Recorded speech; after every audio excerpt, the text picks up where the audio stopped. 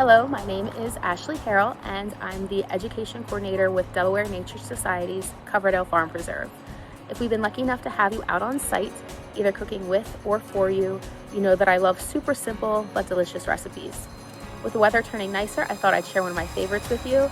It's one that my family cooks all summer long, and we just call them Chicken Fajita Packets. They're super customizable and really easy to put together and then either finish them in the oven or on the grill like I'm going to be doing tonight. So here are the ingredients that you'll need, and let's get started. First, grab plenty of aluminum foil. Next, some salt. I use about 2 teaspoons to season 4 chicken breasts. I also use about 2 tablespoons of seasoning powder. Here I have taco seasoning. If I want more of a kick, I can also add some Cajun seasoning or some cayenne. If you want it less spicy, you can use garlic and onion powder. For the cheese, I'm using a combination of cheddar and Monterey Jack, but you can use any type of cheese you'd like here. You want about a half a cup of rice per chicken breast. So here I have 2 cups of prepared rice. You can either prepare per stovetop directions or use instant rice for this step.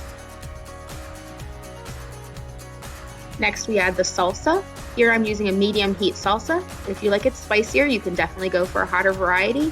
And I've even used salsa verde.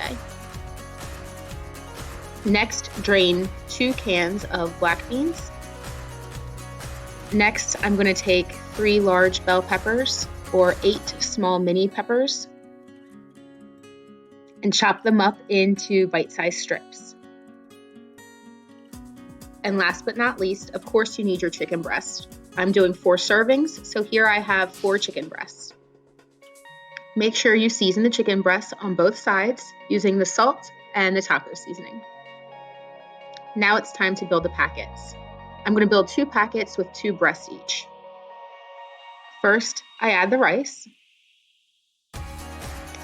Next, we're going to layer the black beans on top, followed by our sweet peppers and our seasoned chicken breasts.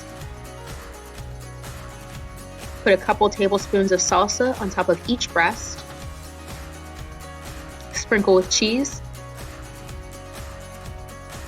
And now we're going to fold the packets up nice and secure so we can put them either in the oven or on the grill. I bring both long sides up to meet in the middle and then make a few rolls. And next, I roll the sides in towards each other. Here's our final foil packet, all set and ready to be put onto the grill. We were using a charcoal grill, so we let the grill come up to temperature and then put the packets on for about 35 minutes. After 35 minutes, take them off the grill, unwrap, and enjoy.